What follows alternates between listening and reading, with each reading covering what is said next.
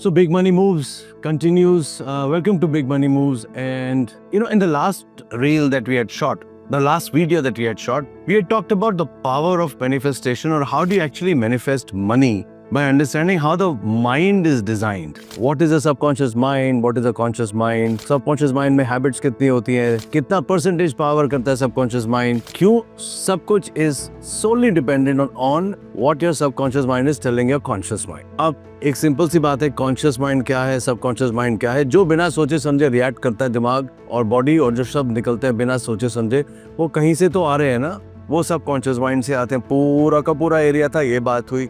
इतना छोटा सा होता है लॉजिक वाला माइंड, जहाँ सोच समझ के बात की जाती है, कितनी मीटिंग्स करनी है, कितना ईएमआई देना है, किसको क्या सैलरी देनी है, किस रिलेशनशिप को कैसे देना है। हम जो डिसीजन सोच समझ के लेते हैं वो लॉजिकल माइंड, वो कॉन्शियस माइंड होता है। पिछली वीडियो में ये सारा का सारा एक्सप्लेन किया था डिटेल्स में। अब आ जाइए पार्ट 2 पर, कि अगर पैसा बनाना है, मिलियनेयर को बिलियनेयर बनना है, और आपको मिलियनेयर बनना है, या किसी लेडी घर पे बैठी है जिसको पैसा बनाना है, तो उसका पार्ट 2 बड़ा इंपॉर्टेंट है। अंडरस्टैंडिंग कि इमोशंस बहुत ज़्यादा प्ले करते हैं, सिर्फ माइंड प्ले नहीं करता पैसे में।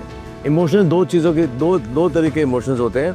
एक होता है कि मैं हर चीज़ से अटैच्ड हूँ, कि जो मैं चाहता हूँ वो दिन रात उसके बारे में सोचता रहता हूँ, उसके साथ इमोशन अटैच कर देता हूँ। प्रॉब्लम क्या है कि अगर उसमें आपकी फितरत में, आपकी नेचर में नेगेटिव इमोशंस भरे हुए, तो फिर आप अपनी ही एस्पिरेशंस को नेगेटिव इमोशन से दबा देते हो। वो मंत्र की तरह बैठ जाते हैं। आप जो चाहते हो, गाड़ी, घर, बंगला, फैमिली में जो लाइफ चाहते हैं, जो भी है, वो आपकी नेगेटिव इमोशन से दब जाती है। तो जब आप अच्छे मूड में होते हो तो बहुत बढ़िया सा कुछ सोचते हो कि ऐसा घर होगा, ऐसी गाड़ी होगी, ऐसा लाइफ होगी। लेकिन जब आपका नेचर जो सबकॉन्शियस माइंड में बैठा है, जो हैबिट में बैठा है, वो नेगेटिव है, तो जब आप उस चीज को बिना सोचे समझे अपनी एस्पिरेशंस पे डालते जाओगे, तो 2 स्टेप्स फॉरवर्ड और 2.25 स्टेप बैकवर्ड्स। तो 10 साल बीत गए, 15 साल बीत गए, कभी भी मैनिफेस्टेशंस पूरी नहीं होती। तो सबसे पहली इमोशंस क्या होती है? The emotion of detachment. You need to understand, जिंदगी को थोड़ा सा डिटैच होके देखना पड़ता है। एक दिन में 1000 ऐसे इंस्टेंस आएंगे जो आपका माइंड खराब करते हैं। वो आप पे डिपेंड करता है कि उस टाइम तो चलो माइंड खराब हो गया, समझ आया, वो कितने घंटों तक रहा, किस तरह से आपने उसको समझाया, किस तरह से अपने आप को काम किया, और किस तरह से दोबारा productive positive frame of mind में वापस आए। कितना टाइम आपको लगता है is going to be different from कितना टाइम किसी और को लगता है। अगर हमारे पे 25% टैरिफ डाली तो सारी देश उसके बारे में बात कर रहा है, लेकिन कौन किस तरीके से बात कर रहा है उस पर फर्क पड़ता है। और जो एक्चुअली मैनेज कर रहा है इस चीज को, जो वहाँ अकेला बैठा हुआ है, हेड ऑफ द टेबल, जो इंसान इस चीज को एक्चुअली मैनेज कर रहा है, कि उसको पता है 140 करोड़ लोगों को फर्क पड़ने वाला है, उनकी जिंदगी बदलने वाली है।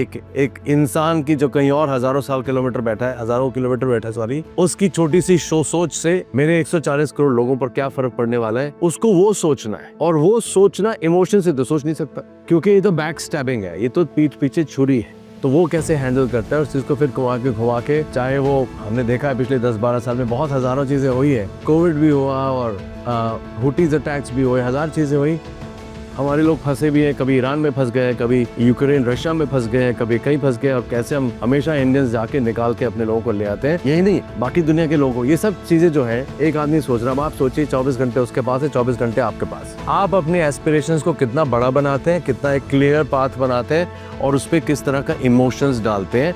इससे पहले कि आप इमोशंस को कंट्रोल करो, you have to practise the art of detachment. हर चीज को ऑब्जेक्टिवली देखना, हर चीज को एक समझना, हर चीज के पीछे टीचिंग क्या है, उस चीज को ढूंढने की कोशिश कर कि यार ऐसा हो रहा है तो उसके पीछे मुझे क्या सिखा रहा है, मेरी सीख क्या है, और उस सीख में मैं कितना उस लेसन में मैं कितना कॉम्पिटेंट हूँ, कितना कॉम्पिटेंट नहीं हूँ। तो मतलब आप किससे कम्पीट कर रहे हो? आप कॉम्पिटिशन से तो कम्पीट कर ही नहीं रहे, आप दुनिया से तो कम्पीट कर ही नहीं रहे हो कि लोग क्या कर रहे हैं। आप तो हमेशा अपने आप से कम्पीट कर रहे हो कि मैंने इस इमोशंस को, इस सिचुएशन को पिछले 10 साल में हमेशा ऐसे हैंडल किया, इसका रिजल्ट ऐसा ही आया, तो आगे 10 साल भी वैसे ही आएगा, क्योंकि मैं इमोशंस चेंज करने के कॉम्पिटेंस में नहीं हूँ। क्या उसको मैं कर ही नहीं पाता हूँ? तो मुझे इस इमोशंस को ओवर पावर करना है, तो कंपटीशन तो आपको अपने आप से। तो पहले तो ये बात समझो कि every day is a new day. It has nothing to do with what your experiences have been in the past. हर दिन एक नया अपॉर्चुनिटी और नई चैलेंज लेके आता है। अगर तो आप स्टूडेंट बन के चलते हो, सक्सेसफुल हो, अगर आप इमोशंस के बहाव में बह के उसी चीज को आज बहुत अच्छा और आज बहुत खराब और आज बहुत अच्छा और बहुत खराब, तो चलता रहेगा फिर ऐसे आदमी जिंदगी में ऐसे ही चलता रहेगा। कभी कुछ सक्सेस आ जाएगी, कभी कुछ हाथ से निकल जाएगा। बट अगर आप डिटैचमेंट के फ्रेम में आ जाते हो कि सब कुछ तो सिर्फ मटेरियल है, मेरा जो सोल है वो मेरा भगवान के साथ, मुझे ह्यूमन लाइफ मिली है पूरी इंटेलिजेंस के साथ, मेरे पास ये 12-13 घंटों में ये 10 चीजें करनी है या 5 चीजें करनी, इसको मैं प्रॉपरली ठीक करके साइन ऑफ करके and thank God and go to sleep. There is no emotions in that, there is only efficiency, there is only एक सेंस ऑफ बिलीफ। अपने अंदर एक बिलीफ सिस्टम है कि भाई मेरे को ऊपर वाले ने भेजा है, सब कुछ मेरा एनवायरनमेंट है, अब मेरे को उसको बेस्ट कैसे करना है। कल तो मैंने अच्छा नहीं किया था, आज करूंगा, आज भी थोड़ा सा रह गया, चलो कल करो। हर दिन एक नया दिन, हर दिन detachment will become a habit. अगर आप उसको प्रैक्टिस करते रहोगे, हर चीज को एक हैबिट तोड़ने को, पता है आपको कितना टाइम लगता है? 21 दिन, 21 days it takes for a neuropath। Logic है, ये सबकॉन्शियस है। यहाँ से एक सड़क बनती है, एक सड़क हाईवे बनता है, ये हाईवे बनाने में इसको हम न्यूरोपाथ कहते हैं, 21 दिन लगते हैं। और पूरा सीमेंट हाईवे पे, पूरा बत्तियां लग गई और व्हाइट मार्कर भी लग गए, साइड में पेवमेंट्स भी बन गई, प्रॉपर सीमेंटिंग 40 दिन में हो जाती है। जो 10 साल में भी ठीक नहीं होती है वो 40 दिन में आप ठीक कर सकते हो, provided you are able to detach yourself from the emotions of it. तो चलो जी, एक रास्ता तो खुला कि भाई माइंड को प्रोग्राम करते कैसे, and the word is detachment. Great, so at least we know. The second thing is, अब आपको अल्टीमेटली अचीव तो करना है ना जो चाहते हो आप, वो गाड़ी या घर या हॉलिडे या बच्चों की पढ़ाई या बिटिया की शादी या रिश्तेदारी में एक, या sense of honour in life, sense of achievement in life, whatever we are playing in our life, at whatever level we are playing that game, there is always going to be a final milestone to say हाँ जी ये मैंने सोचा था, मैंने achieve कर लिया या नहीं किया। And 90% life is all about चाहता तो बहुत था लेकिन कर नहीं पाया, 90%। तो 10% में डिफरेंस क्या है? What happens when you actually land up achieving aspiration after aspiration after aspiration after aspiration? It's a life of joy. Aspirations, manifestations, हमेशा एक खुश फ्रेम ऑफ माइंड में होती है। ये तो लॉ है, यूनिवर्सल लॉ है। अगर आप खुश हो, हैप्पी पर्सन, तो आप कर जाओ। आपको खुश मतलब एक्सट्रोवर्ट होने की जरूरत नहीं होती, आप अंदर से भी थैंकफुल, एट पीस, हैप्पी हो सकते हैं। Don't have to be an exhibitionist of happiness. And then you can be an exhibitionist also if you are made like that. But the whole thing is, अरे भाई इतनी 84 lakh non life के बाद एक human life मुझे मिली और मुझे opportunities भी मिल रही है, और एक कुछ आगे का रास्ता धुंधला है तो उसका फर्क नहीं पड़ता, लंबा है तो कोई फर्क नहीं पड़ता, लेकिन दिख तो रहा है। लोगों को रास्ता नहीं दिखता, Bhagwan is very kind to me, मेरे को रास्ता तो दिख रहा है तो बढ़िया है, धीरे धीरे रोज 1-1 किलोमीटर करते करते पहुंच जाएंगे। लेकिन 1-1 किलोमीटर पार तब होगा ना जब आप खुश रहोगे, because manifestation happens only in the frame of Joy. अब जॉय के पीछे 2 चीजें होती है, एक होता है एक्चुअली जॉय कि भाई मुझे ये गाड़ी चाहिए, ये गाड़ी मेरी favourite, this is a Bentley, I love it, and ये मेरे पता नहीं अभी 8-10 साल से तो मेरी टेबल पड़ी हुई, अगर मैं इसको देखता हूँ it brings joy to me, तो मैंने सामने रख दिया इसको, भाई याद रहेगा, मुझे हमेशा खुशी रहेगी। बट अगर मैं गाड़ी खरीदना चाह रहा हूँ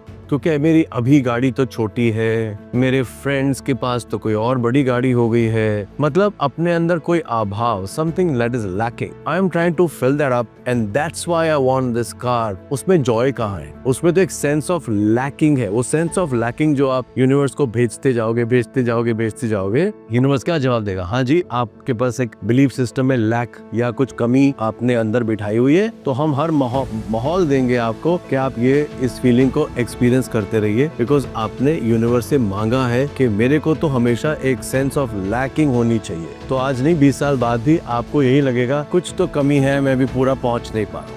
The manifestation happens in the frame of joy. The manifestation can only happen if you understand the joy का definition. जो अंदर से खुशी कौन सी चीज देती है?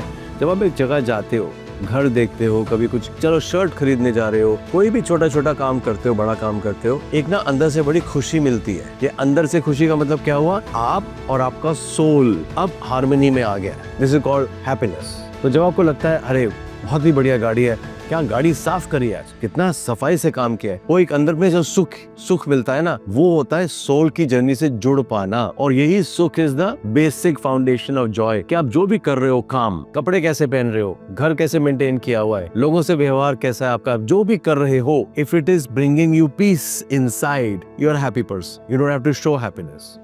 सो if you are at peace inside, joy automatically comes. But agar every action of yours, every aspiration that you want to achieve is coming from a direction of I just want to look good. चलो मैं Rolex नहीं खरीद सकता, मैं एक fake Rolex खरीद लेता हूँ, फेक गुच्ची का बैग ले लेता हूँ, फेक लुई विटॉन ले लेता हूँ, तो यूनिवर्स क्या समझ रहा है? ये तो फेक में खुश है, तो वो आपको हमेशा वही सर्कमस्टेंसेस बना के देगा जहाँ फेक ही खरीद रहे हो। आप कभी असली चीज खरीदने के लायक बनोगे ही नहीं। और ये आपने क्रिएट किया बिकॉज आपने अपनी सेटिस्फेक्शन का माप लेवल जो है उस फेक घड़ी खरीद के ले ली। उससे तो अच्छा है कि भाई रियल ले लो, सेकंड हैंड ले लो, क्योंकि उसके पीछे जो टेक्नोलॉजी लगी, सालों की जो एक्सपर्टीज है और हंड्रेड्स ऑफ इयर्स की उसके ऊपर कहानी बनी हुई है कि ये तो 1827 में घड़ी में मेकर आया था, ये तो 1735 से बना रहा है, इस घड़ी वाले ने तो नेपोलियन के लिए भी बनाई थी। जो उसके पीछे इतनी बड़ी एक्सपर्टीज है, वो घड़ी पहनोगे कि आप कोई फेक घड़ी पहन और खुश रहोगे, ये डिसीजन आपके। But that is exactly what it means to manifest in a frame of joy और otherwise.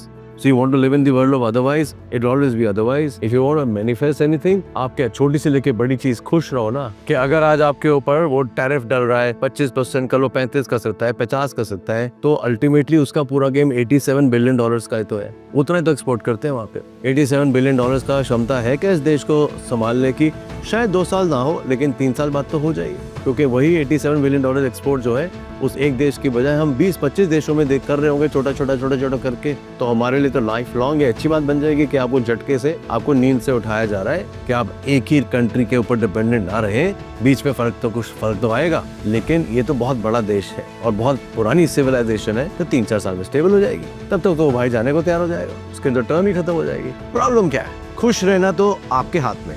And now the last thing is about what when you talk about Joy, there's only one way you can sustain joy। कि आपने भाई point of view समझा, आपने इसके बारे में सोचा, आपने इसको प्लीज शेयर जरूर कर दीजिएगा, मेरे चैनल को सब्सक्राइब जरूर कर दीजिएगा, बिकॉज बहुत लोगों की जिंदगी इस चीज से बदल सकती है, बहुत लोगों की बदल सकती है। तो मेरे लिए तो एक मिशन की तरह है सब कुछ। आप उसमें मेरे साथ थोड़े से जुड़ते हैं, थोड़ा मेरे को हेल्प करते हैं तो बहुत अच्छी बात। लेकिन अल्टीमेटली आपको पॉइंट ऑफ व्यू तो समझ आया कि भाई हमेशा एक प्योर जॉय में रहना चाहिए। अगर जॉब में मैं I don't like this job, I don't like my boss, doesn't matter, तैयार होइए, बढ़िया से पॉलिश करिए जूते, क्रिस्पी शर्ट पहनिए, तैयार होके ऑफिस जाइए और अपना पूरे दम से काम करिए। किस्मत ने साथ दिया तो आप पहुंच जाओगे, बॉस ही चला जाएगा, क्योंकि आप जॉय में रहने वाला, तो यूनिवर्स आपको ऐसे सर्कमस्टेंसेस दे ही देगा कि आप खुश हो। तो अल्टीमेटली पता लगा वो बॉस की ट्रांसफर हो गई, ये होता है। ना भी हो पता लगा आपकी ट्रांसफर हो गई, तो वहां जाके बेस्ट काम करना शुरू कर देना, क्योंकि आप सोल की जर्नी को छोड़ना मत। तो सक्सेस तो कहीं ना कहीं आती है और बड़ी तरीके से आती है। So you understand that. But ये भी चलो मुश्किल है ना, ये तो बड़ी बड़ी बात है कि कैसे होगा। रोज तो बॉस मेरे को ह्यूमिलिएट करता है सबके सामने, मेरे को बोनस रोक दिया, मेरे तो खर्चे बढ़ गए, ये सब आपको मैनेज करना है और अपने आप हो जाएगा। कठिनाई जैसे मैंने कहा ना, इंडिया में भी आएगी तो 1-2 साल की आएगी, फिर निकल जाएगी। बट आज क्या करोगे? इस वीडियो के बाद क्या करो? आपके हाथ में नेक्स्ट 1 आवर होता है सिर्फ पावरफुली रहने के लिए। 1 घंटा बस उतना आपके हाथ में है कि भाई अगले घंटे में क्या कर रहा हूँ। अगर मैं इस घंटे शूट कर रहा हूँ तो अगले घंटे मेरे पास क्लाइंट्स आ रहे हैं, उसके अगले घंटे मेरी जूम पे कॉल्स हैं, उसके अगले घंटे मेरी रिव्यूज़ हैं शाम को मेरी बाकी कंपनीज की। तो उस टाइम पे मैं जो कर रहा हूँ वो फुल फोकस से कर रहा हूँ, तो मैं खुश हूँ। तो मेरे को ये थोड़ी ना सोचना है कि दिन कैसे बिताना है, आज मूड खराब है सुबह से। मुझे तो ये सोचना है कि ये घंटा कैसे बिताना है, और वैसी लाइफ निकल जाती है। I hope this video makes sense to you, because we are talking about big money moves, we are talking about trying to Lakshmi ji को खुश रखना, abundance पे रहना, ऑनर में रहना, अच्छे रिलेशनशिप्स में रहना, बॉडी को हेल्दी बना के रहना, लॉन्ग लाइफ बना के रहना। अब इस सब के पीछे 2-3 सीक्रेट्स हैं, अभी आती जाएंगी, because I am shooting a series of all this. So you understood the power of mind in phase in part 1, in part 2 now it is all about what's the power of detachment and what's the power of joy to really make it all happen. I hope it made sense to you.